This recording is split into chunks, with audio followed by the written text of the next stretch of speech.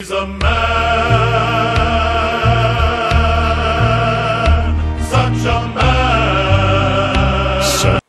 Hello everyone, I am Matthew Theall. Donovan Troy here. Justin McFeely. And we are bringing to you our least favorite 25 wrestlers. Of all time. Of all time. Of modern time, I guess, because we don't have, like, somebody from 1904 on here. Yes. So quickly, let's go through this. Number 25, Sakota.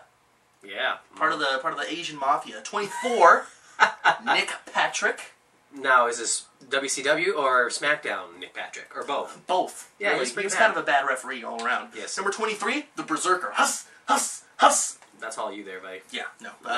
Number 22, Chaz, also known as Mosh, Uh-huh. also known as Beaver Cleavage. Never really good at all, as all three. Number 21, Kenny Dykstra. After the Spirit Squad, nothing. Yeah, he had this storyline once with Triple H and just kind of with Ric Flair. Where is he? Don't know. Backstage somewhere. Yeah. Shining Batista's boots. Probably. Number 20, Psychosis. He stole a car in Mexico. That kind of lost all of our wrestler respect for him. And then he got fired. Yeah. Number 19, Mark Jindrak, which I heard he's learning how to strip over in Mexico now for his AAA thing. Maybe he'll get somewhere in life then. I don't know. Number 18, we haven't seen him wrestle yet. He hasn't debuted on SmackDown quite yet. Kizarny. I know that we're probably not going to enjoy him. No, I just don't like that storyline with the whole circus gimmick and the fact that it just seems like it's boring to me. I don't know. Just why does the WWE need that now? I don't know. Number 17, B2, also known as B Squared, Bull Buchanan. He hung out with the Big Boss Man once upon a time, I think. He was hanging out with Right to Censor. That's true. That's probably the highlight of his career, just, besides his little John Cena 2-week gimmick thing he had. After, who's he hanging out with before that? Like some other person? Who knows? Who cares? Jesus, or is it Church? No, that was Carlito's bodyguard. Number 16, the Repo Man. I think he used to be Smash and Demolition. Yes, After that, I heard about he that. just kind of became the Repo Man. And then gained weight. And never saw number him. 15, we're probably gonna have people upset about this. Well, that's all you. Norman Smiley. Come on. The Wiggle. Norman Smiley. No, never a fan. Number 14, NWO 2000. Now explain this to us. Jeff Jarrett, Bret Hart. Okay. I don't even remember who else was in it. I think like Stevie Ray from Harlem Heat was in it. It was just really, it was like a desperate attempt at getting back to 1996. It was the recycled version of whoever wasn't already a part of it. It didn't work. It did not work at all. Number 13 was the Disco Inferno. Disco Fever. I saw him wrestle at the BTW, which is one of our local things. Mm-hmm. Not good. Not cool. I'm sorry. Number 12, the Heartthrobs. No more of that. Yeah, that was horrible. No. It's like Rico and Val Venus merged into two wrestlers. Cool. And a little bit of Goldust here and there. But Rico, Val Venus, and Goldust were all cool. Just all together it didn't work. No. Number 11 was Mordecai, the white-colored Undertaker. You know, I kind of feel bad for that character because I actually wanted to see him go against The Undertaker because he kept on making this big deal about sin and blah, blah, blah. And he had a match with Sky Too Hot in Hardcore Hall and that was it. Disappeared. And then came back as Kevin Thorne, which I approve. I hope he comes back. Yeah. Number 10, Gemini, the tag team of, what's her name, Jane, Joe or something? James and Jesse, I believe. And they were supposed to be like the new version of the Basham brothers. And they were just fat, bald idiots. They were on Velocity like 4 times and then got fired. Velocity. So that should tell you, if your career ends in Velocity, you know that your career is over. Except for Mr. Kennedy. He actually started his career on Velocity as Mr. Anderson. Well, yeah, but it didn't end there, so it's different. No. Number 9 was pre-general manager, that's very important, Mike Adamle. Mike Adamle. You know, Jess Harvey. Yes. Is this a half-hour, 1-hour show? What's DQ? Disqualification. Yep, yeah, sorry, Mike, it just didn't work out. But he wasn't a very good interviewer. No. He wasn't a very good commentator. No. And according to Randy Orton, he's probably not a very good father or husband. Oh, we'll see how that goes. Slap. Number 8, Floyd Mayweather. I'll break your jaw, Big Show. I'll break your jaw. He retired from boxing because he enjoyed so much of the wrestling, and I am scared. I am really scared. TNA, don't hire this guy because I know the WWE won't. No. TNA will hire him because the WWE won't hire him. This might be true. Yes. Number 7. Speaking of TNA. Scott Steiner. My fondest memory of Scott Steiner was his second match, I think it was, against Triple H for the I World believe it was at the Royal Rumble. When, Scott Steiner and Triple H are having this match, and they go and they wrestle on the outside. Oh wait, these are not our worst wrestlers. No, they're not. Chris Jericho and Mickie James are awesome. I know. Where was I? They were wrestling on the outside, Yes. and then Scott Steiner goes and he like kicks Lillian off the chair, and he grabs the steel chair, and Triple H looks at him. He grabs the chair, rips it out of his hands, and says, "What are you doing?" Because obviously that would have ended a disqualification. And it wasn't part of the script of the match. And obviously, I thought it was hilarious. Scott Steiner does not know how to improv, at least. And he's got a stupid tattoo on his chest now. Don't holler if you hear me. Yeah, please turn that. if you hear me. Yeah. Number 6, we have this wonderful nickname for a tag team that was pretty well known on SmackDown. We called them Douche and Dumbass. Yes. Also known as Deuce and Domino. Yes. Not a fan. We were a fan of Cherry.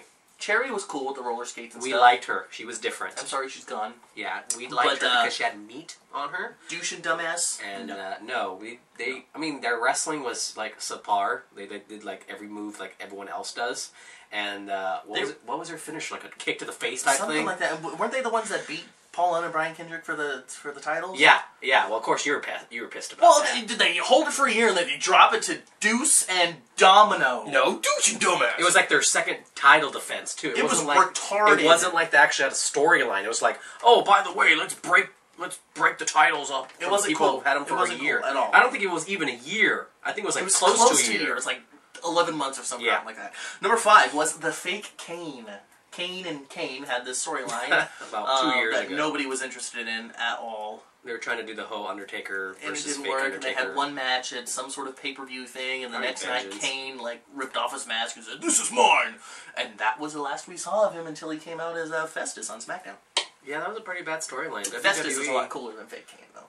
Oh, indeed. Yeah. You will never see a fake Kane in a video game. Festus? The next one. Mm-hmm. Probably. No, he will be. Oh, cool. Number 4, Daniel Puder, Tough Enough winner. Lasted a day.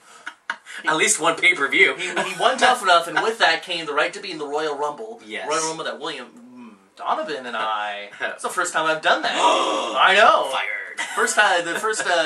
The Royal Rumble that Donovan and I went to. Yes. And he got his butt kicked by everyone and got eliminated, and it was really cool.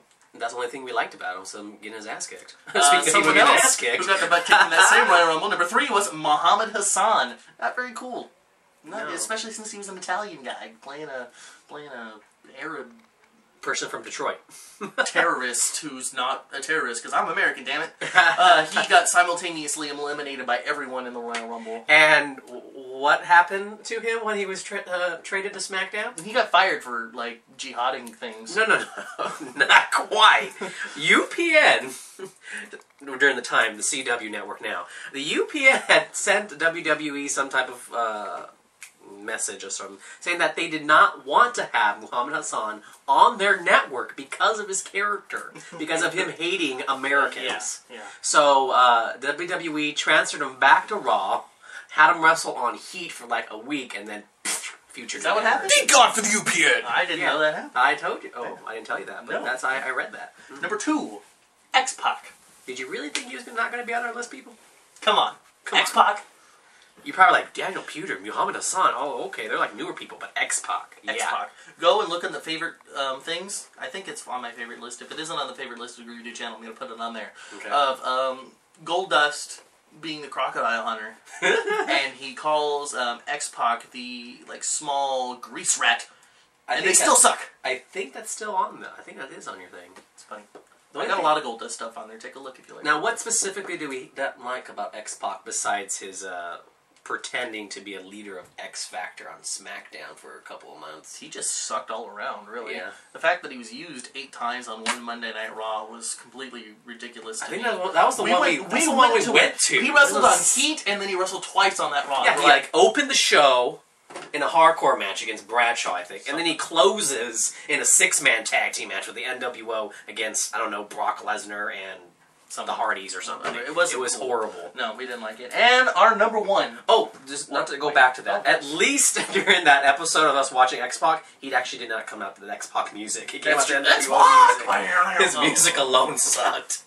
Sounded like they were breaking the guitar playing that stuff. But enough time. Moving on to our number 1 least favorite wrestler of all time, Ricky Ortiz. Are you really surprised? It's my brother Toe. Are you really surprised that we picked Ricky Ortiz as our least favorite wrestler? I know, we've been talking about it. We hate on him all the time, and we are so happy he has been on ECW in the past long time. I can't stand his hair. I think like 3 weeks now. Thank God. Thank God. 3 weeks of no Ricky Ortiz is good TV. It's true, it's true. Alright, you guys, that was it. Those are our least favorite 25 wrestlers. Voted by you guys, because you guys actually wanted to see this video, so hopefully you agree on some of our choices here. If you have some other choices, put them down. Comment below. We like comments. We also like when you subscribe. Push that little yellow button if you haven't done it already. It's over there. So until next time, I'm Matthew Thiel. Donovan Troy here. Justin McField. And we will see you on the Backstage Pass. Bye, everybody.